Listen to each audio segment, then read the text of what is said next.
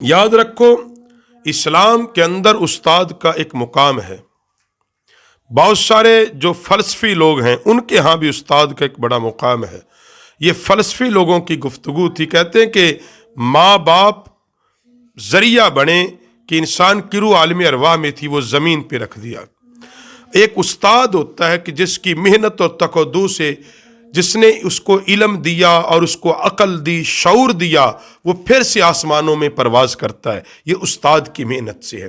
اسی لیے ماں باپ کے بعد اسلام کے اندر جس کو رتبہ دیا وہ استاد کی ذات ہے، جس کے احترام کا حکم دیا وہ استاد کی ذات ہے۔ اور استاد کون؟ فرمایا جس سے تم نے ایک حرف بھی سیکھا ہو وہ بھی تمہارا استاد ہے۔ یعنی یہاں تک استاد کی تو بات کی گئی ہے۔ اور استاد وہ ہوتا ہے جو اپنا پسینہ بہا بہا کر، اپنی محنت اور اپنا خون پسینہ بہا بہا کر دوسرے کے اندر علم ڈال رہا ہوتا ہے، اس کے سینے میں اس کے شعور اور عقل کے دریچوں کو کھول رہا ہوتا ہے۔ اسی لیے ایک معاشرہ اسی وقت ترقی کرتا ہے جب استاد کا احترام باقی ہوتا ہے۔ آج اگر بالخصوص ہمارا معاشرہ ذلت و رسوائی کا شکار ہے، اس میں ایک کردار یہ کہ ہم نے بچوں کے ذہنوں سے استاد کی اہمیت کو ختم کیا ہے۔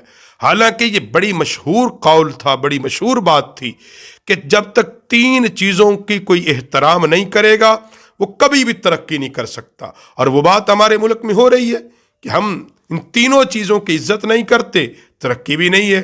ان میں پہلی بات کیا تھی؟ جس استاد سے پڑھا جائے اس کی عزت کی جائے، جس کتاب کو پڑھا جائے اس کی تعظیم کی جائے، اور جس جگہ پہ پڑھا جائے، جس مدرسے میں، جس اسکول میں، جس ادارے میں، جس کالج میں، جس یونیورسٹی میں، یعنی درس گاہ کا احترام، اس کے در و دیوار کا احترام، جہاں پہ بیٹھ کے پڑھتے ہو ان جگہوں کا احترام، ان 3 چیزوں کا جب تک کوئی احترام نہیں کرے گا، استاد کا، کتاب کا، درس گاہ کا، آپ کو ترقی نہیں مل سکتی۔ کیونکہ احترام اور ادب انسان کو بڑا بناتا ہے اور اس کے ذہن میں علم کے دریچے کھلتے ہیں۔ اس لیے ضرورت عمر یہ ہے ہم پھر سے استاد کے مقام کو بلند کریں، وہ مقام جو اللہ کے نبی صلی اللہ علیہ وسلم نے بیان کیا، جو اصحاب رسول نے بیان کیا، جو مقام اسلام نے استاد کو دیا ہے، وہ ایک روحانی باپ کا درجہ دیا ہے کہ شاگرد کا جو استاد ہوتا ہے وہ شاگرد کا ایک روحانی باپ ہوتا ہے۔ اس لیے اکثر میں یہ بات کہتا ہوں، کائنات میں مخلص ترین کوئی رشتہ ہے وہ استاد اور شاگرد کا ہے کہ استاد ہمیشہ اپنے شاگرد کی کامیابی پر راضی ہوتا ہے، خوش ہوتا ہے، کبھی اس کے دل میں کوئی رنج و ملال نہیں ہوتا۔ اس کا شاگرد جتنی ترقی کرتا ہے استاد اتنا ہی زیادہ راضی ہوتا ہے۔